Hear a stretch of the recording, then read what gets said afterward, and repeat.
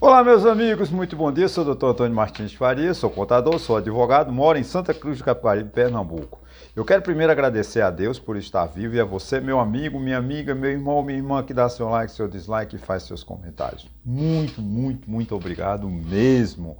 Eu estou em êxtase, eu não tenho palavras para expressar a alegria, né, a emoção que eu vivi essa semana, porque de 602 agora estou com 630 inscritos no meu canal, um crescimento muito substancial, muito importante, e obrigado aos 510 as 510 pessoas que visualizaram o meu vídeo. Pode ser por 1 minuto, por 1 segundo, não importa, pelos 20 minutos, pelo tempo total. Muito obrigado mesmo, é muito importante. E a promessa continua, a proposta continua. Até o final do ano nós ultrapassarmos 1.000 inscritos. Muito obrigado. Preliminarmente, eu quero dizer o seguinte, um inscrito, e eu não sei se ele saiu ou se sairá, eu quero explicar o seguinte, ele me cobrou, em tese, que eu sou esquerdista. Eu respondi, eu acho que numa forma, não uma forma muito educada, portanto eu peço mais uma vez desculpas, que eu não tenho ideologia. Eu não sou de direita nem esquerda. Eu sou um defensor da Constituição. Está contra a Constituição? Eu estou contra. Eu estou também a favor do povo. Eu não tenho ídolos. Não me importa se é Bolsonaro, não me importa se é Lula. Ambos, se cometerem algum crime ou algum erro, eu os criticarei. Portanto, se alguém quer ficar no meu canal, fique, seja bem-vindo, que Deus o abençoe. Agora, não me cobrem uma tendência. Eu sou livre, um livre pensador, eu assim me intitulo, não sei se penso. Acho que penso porque Descartes já dizia que se eu penso, logo existo, eu existo. Mas eu não posso ser, como eu vejo muitos sites maravilhosos, com 15 milhões, com 15 mil inscritos, 1 milhão de inscritos, mas só falam ou bem ou mal de um determinado político. Isso eu não quero, porque eu acho que isso não faz bem à democracia. Eu não posso só elogiar o Lula. Eu não posso só elogiar o Bolsonaro. Eu não posso só elogiar a direita, que eu estou errado se eu assim pensar. Eu tenho que fazer um estudo da situação do país e avaliar o que está certo e o que está errado, o que pode ser feito para melhorar. Essa é a minha batalha, essa é a minha luta. Não me cobrem, por favor, uma posição de centro, de direita ou de esquerda. Eu posso até, na minha íntima personalidade, ter a minha tendência, mas eu não fico aqui, eu estou aqui como profissional. Né, um advogado, um contador e um brasileiro que tem, eu prezo a minha o meu profissionalismo, a minha profissão, eu honro a função de advogado, que é o defensor da liberdade, é o defensor da lei. Eu não posso aqui ser a favor ou contra de uma determinada pessoa simplesmente porque eu gosto dela, porque eu a admiro. Não! Tem ídolos que eu os critico, como o próprio meu ídolo Fernando Henrique Cardoso, que eu tive o privilégio de ser recebido por ele em Brasília, mas eu o critico critiquei quando ele fez alguma coisa errada e eu criticarei ainda, mesmo na idade que ele se encontra. Tá bom? Como eu deixar isso bem claro para a gente não ter briga.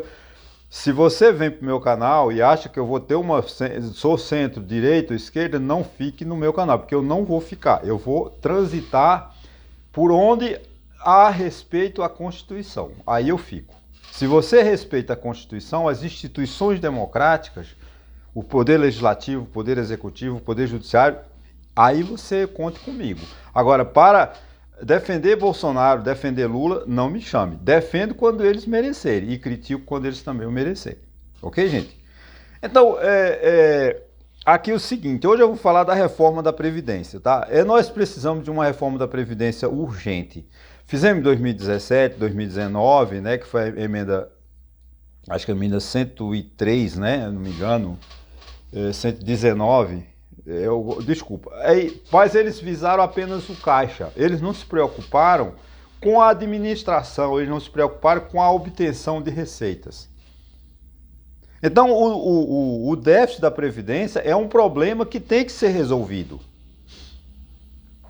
Aproveitar que a Previdência está no auge por causa do escândalo, né, desse sindicatão que virou a Previdência Social, porque o INSS virou um sindicato, né, que cobrando dos associados. Eliminaram lá na 13467 a contribuição sindical, né, extinguiram o imposto sindical, que é constitucional, não tem nada de inconstitucionalidade naquilo, o Supremo Tribunal Federal já falou, dizendo que pode, mas aí os sindicatos ficaram sem recursos, aí partiram para onde? Para essas tipo de associações, entre aspas, para burlar o INSS. Foi isso que aconteceu. E o INSS não fez nada, não se preocupou com o povo. O presidente do INSS é indicado político. Gente, qual é o interesse do ministro Lupe com relação ao trabalhador, ao aposentado? Zero. Ele está lá defendendo o interesse político dos 17 deputados que ele tem, que o partido dele tem. O PDT, historicamente, desde a morte de Brizola, que virou o quê? Um apêndice do PT. Da mesma forma o PSDB, da mesma forma o MDB.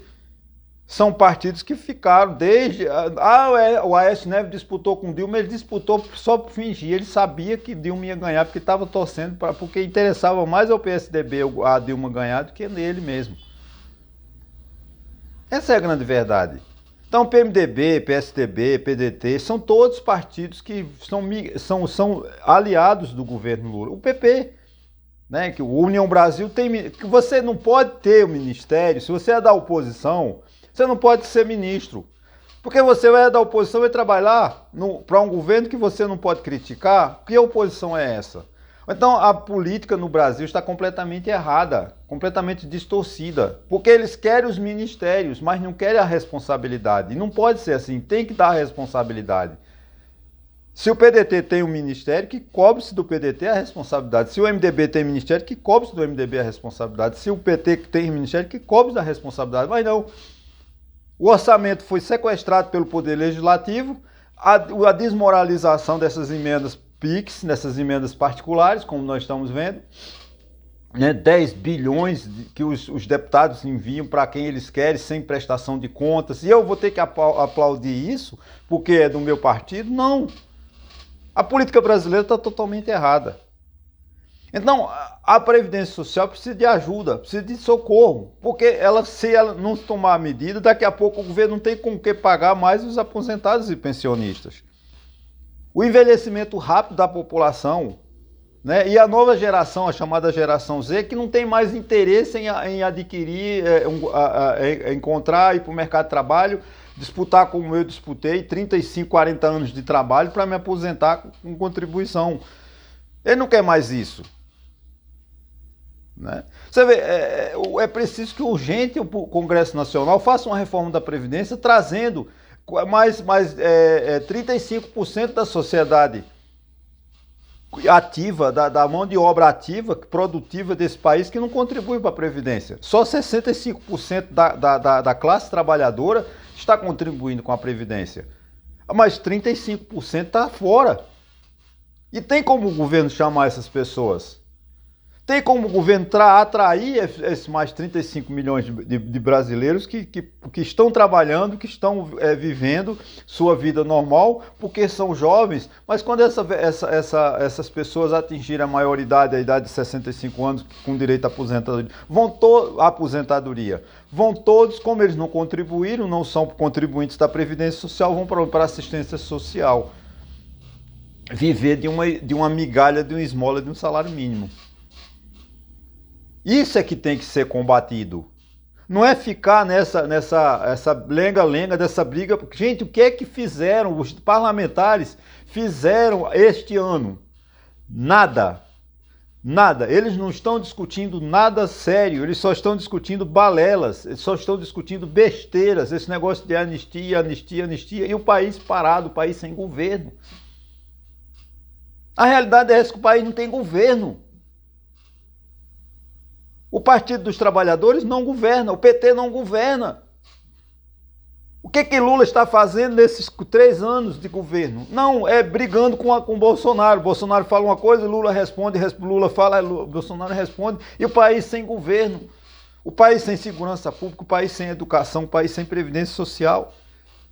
Esse escândalo da previdência social que começou em 2016, gente. 2016, será que até hoje eles não descobriram?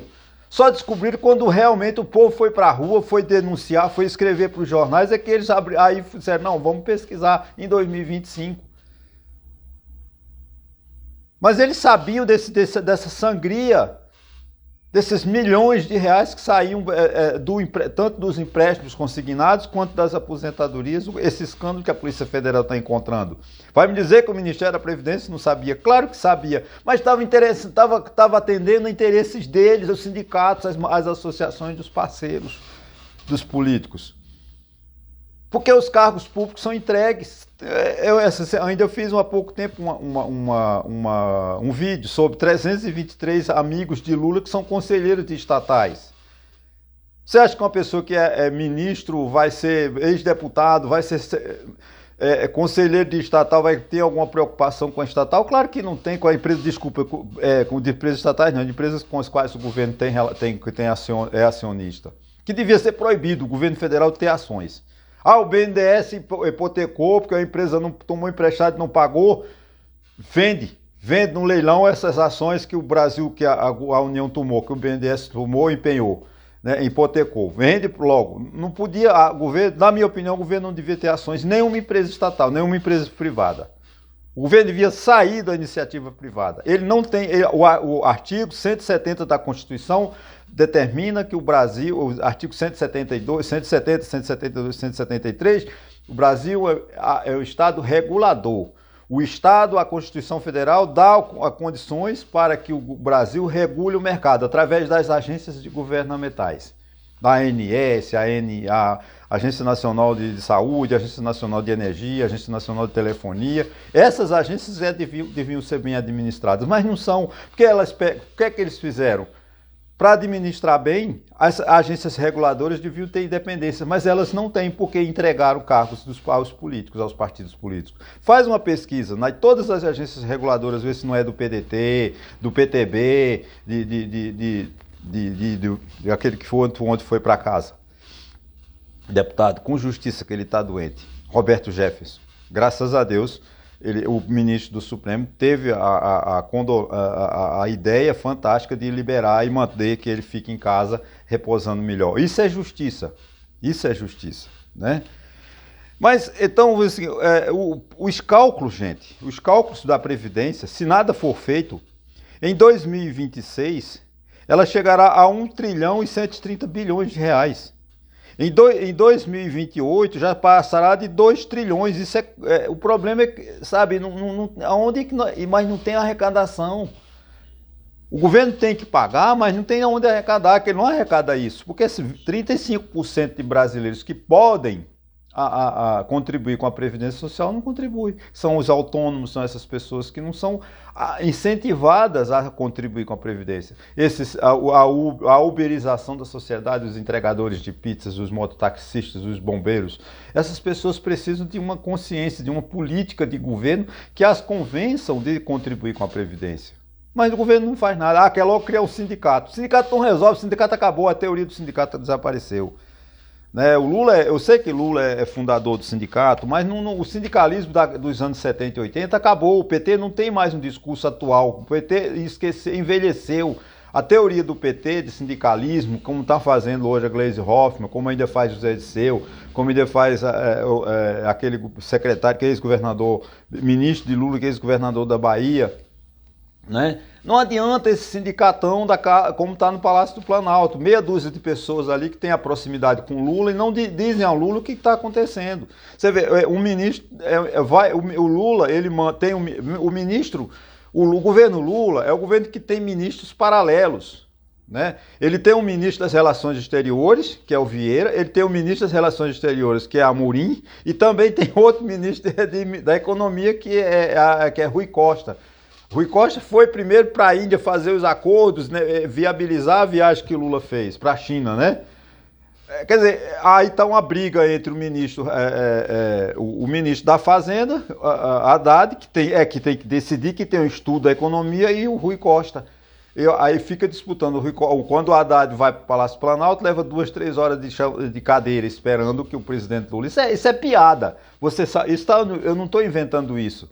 Isso não é administrar um país, né, gente? Ficar com ciúminha, Gleisi Hoffmann com ciúme de Haddad, Haddad com ciúme de Gleisi, Gleisi com ciúme de Rui Costa com ciúme de Paulo Pimenta. Isso é uma piada. Quer dizer, aí o Lula, para governar, precisa criar ministros paralelos. Isso está tudo errado. Não tem que a Amorim, eu respeito o Amorim, é um grande, parece que foi embaixador, respeito muito. Mas quem tem que falar sobre o Ministério das Relações Exteriores é o ministro das Relações Exteriores. Não tem um assessor especial como o PT sempre teve, né? Sempre teve um assessor especial. Por quê? Porque é aquele aliado com Cuba, aliado com a Venezuela, aliado com a Rússia. São aquelas linhas ideológicas que o PT tem. A gente tem que administrar o país sem linha ideológica. O país está focado em numa linha ideológica direita e esquerda que não vai levar a lugar nenhum. Essa bipolarização da sociedade brasileira que só vai causar prejuízo. E só interessa a dois lados, ao lado do PT e ao lado do PL de Jair Bolsonaro. E o resto da sociedade é que paga.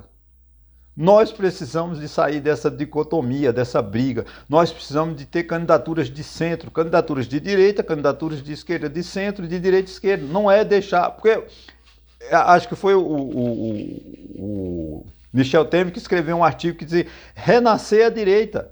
Essa direita de Jair Bolsonaro, Bia Kicis, Carla Zambelli, não vão resolver o problema do país, que eles são incompetentes, eles são loucos, eles não têm Bolsonaro, o Bolsonaro só sabe agredir, o Bolsonaro só sabe ser mal educado, o Bolsonaro não sabe ter um discurso.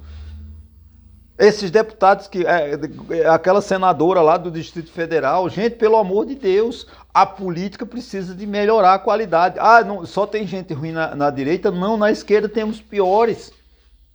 Então é preciso que venha alguém de bom senso para a política. Não é possível que a gente fique quebrando gelo, enxugando gelo.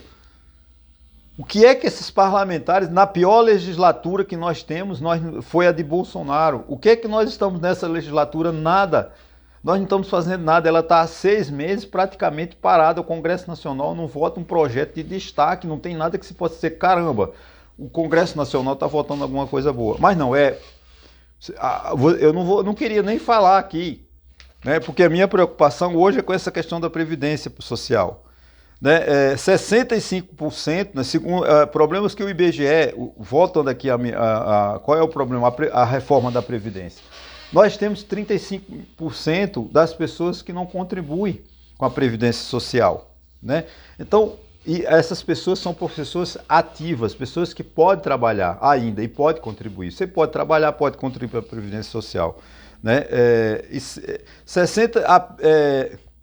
60,65, isso é cálculo do IBGE, não sou eu que estou inventando. 65,3% da população ativa contribui com a Previdência. E a diferença? Nós temos que pegar esse 100% da população ativa, do trabalhador, ele contribui para a Previdência Social, para levar a receita para a Previdência Social, e ele, quando ele envelhecer, ele se aposentar. Não ir direto para o assistencialismo, que ninguém aguenta. O país de assistencialismo não é um país desenvolvido. Eu já falei aqui e insisto, que o país que tem Bolsa Família, pé de meia, não é país desenvolvido, não é país que não se desenvolve. Está só resolvendo o problema elementar, rápido, momentâneo, mas quem vive de Bolsa Família não tem futuro, porque ela não estuda, ela não se especializa, ela não vai para o mercado de trabalho. Se arrumar um emprego, perde o Bolsa Família. Ela prefere ficar com Bolsa Família sem trabalhar. Ela precisa que a lei fosse mais clara, eu acho que tem essa faixa, tá? Uma pessoa deu Bolsa Família e arrumar um emprego. Tem que incentivar o emprego, não o desemprego. O Bolsa Família, lamentavelmente, estimula o desemprego. Que se a pessoa tem Bolsa Família, para que ela vai se preocupar em trabalhar? Ela vai ficar em casa deitada, dormindo, vendo novela. Essa é a grande verdade. O programa Bolsa... Não estou com... você está contra o Bolsa Família? Não, o Bolsa Família é essencial. Eu queria que ele fosse R$ 1.500, um salário mínimo para cada mãe que tem um filho. Porque não dá, um Bolsa Família não dá para uma mãe dar uma comida para o filho. Mas é um remédio, é um arremedo. Agora, o que a gente tem que fazer é tirar o país, aquela sociedade, da condição de Bolsa Família. Nós temos que tirar o pé de meia, eu não estou dizendo, eu sou contra, o pé de meia eu sou contra, porque a pessoa tem que ir para a escola com vontade de aprender e não para receber R$ 200. Esse é o grande problema. Eu quero isso, eu quero que o país se desenvolva. Agora, eu não sou contra a Bolsa Família. Não me vê, você é contra o Bolsa Família. Não, mas eu quero que essa pessoa tenha condições de estudar, tenha condições de fazer um curso técnico, sair do Bolsa Família, arrumar um emprego, ser bem respeitada e bem remunerada. Mas, infelizmente, o Bolsa Família só permite que a pessoa fique permanentemente no Bolsa Família. Qual é o país que vai se desenvolver se as pessoas só sabem que só vão ter?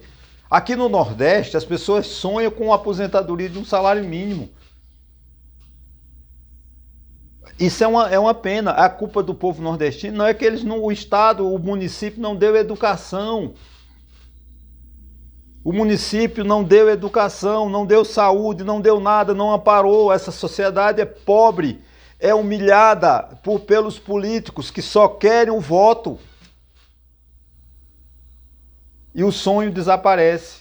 O sonho dela é ter uma aposentadoria de um salário mínimo. Isso é muito pouco para a juventude. A juventude precisa de escola, precisa de estudar.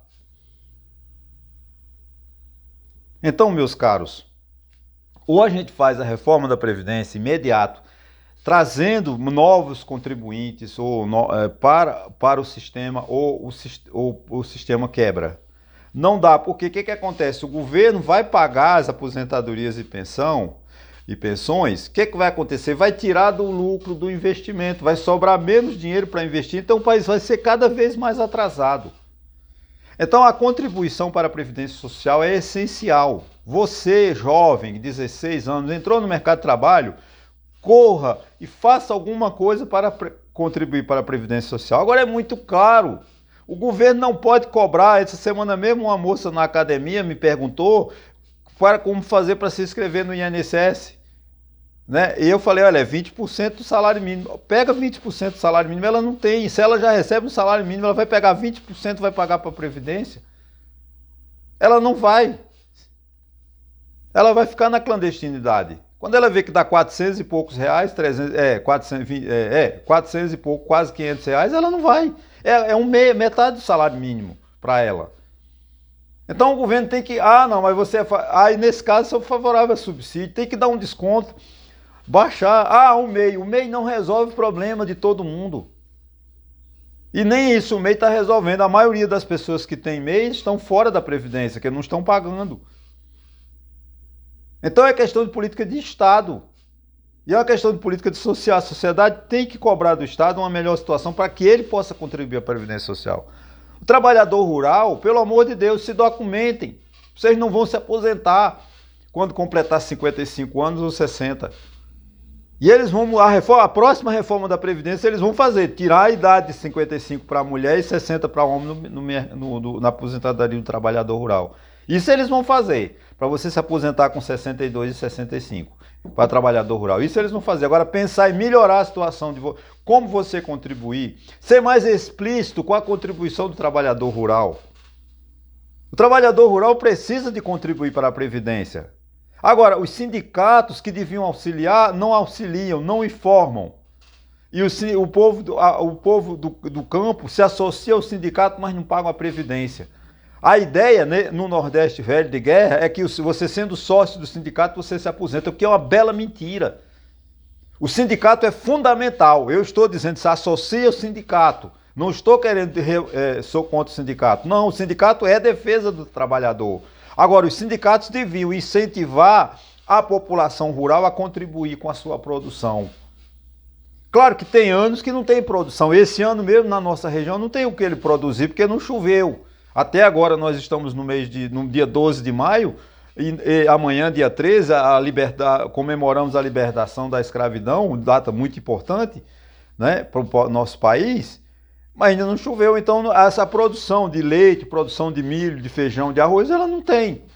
Mas tem região que tem essa produção e não há uma contribuição, porque as pessoas que são humildes, são pessoas que não sabem nem o que estão fazendo. Falta de governo, falta de presença do prefeito, do sindicato, dos vereadores, falta da sociedade ter consciência. Gente, mas você só critica. Não, se eu tivesse um carro, é que eu não tenho um carro. Se eu tivesse um carro, um veículo, que é longe, a cidade que eu moro, Santa Cruz do Caparibe, não tem transporte público. Então eu fico em casa, porque eu não posso mais, eu estou com 68 anos, eu não posso mais andar quilômetros e quilômetros a pé. E transporte público aqui é uma dificuldade. Se eu tivesse carro, eu estava nos sítios, fazendo reunião com os trabalhadores, sem interesse político. Eu não quero me candidatar a nada, mas eu quero ajudar as pessoas a dar esse tipo de informação. Por isso que eu não sou de centro, não sou de esquerda, nem sou de direita. Eu estou pela razão, estou pela informação, pela educação. Agora, o vereador, o prefeito, podia fazer isso. O sindicato podia fazer isso, mas eles não fazem. Porque não interessa, eles não querem perder aquele eleitor humilde, aquele eleitor que vota porque ele mentiu, o vereador mentiu, que levou ele para um posto. Não, ele pagou para fazer uma cirurgia no hospital particular de Campina Grande. Que favor fez esse vereador? Quando essa cirurgia tem que ser feita pelo SUS. No hospital de Taquaritinga do Norte, que tem condições, tem estrutura para fazer isso. Não faz porque o prefeito não quer. O prefeito não quer gastar dinheiro. Uma cidade como Santa Cruz não tem um hospital. Todo mundo tem que cair no matadouro, que é o chamado Hospital Regional de Caruaru. As pessoas na maca, no chão, as pessoas que não dormindo no chão, sem comida, sem nada, sem roupa, sem lençol de cama. Quando vai a governadora, eles enchem as camas de lençol. Mas vá de surpresa nesses hospitais, ver se os pacientes são cobertos. Porque os prefeitos não querem investir em saúde. Mas o povo não se revolta, o povo não reclama. Ah, tu tá querendo revolução? Não. Isso é direito do povo. Não precisa fazer revolução, não. É só cobrar porque é meu direito ser bem atendido. Gente, se você chegou aqui, muito obrigado. Estou muito feliz e não tenho, como eu falei no início, não tenho palavras a agradecer aos 630 inscritos. Espero que eu ganhe muito mais essa semana. A meta continua a ser a gente ultrapassar 1.000 inscritos até o final do ano. Muito obrigado e até a próxima.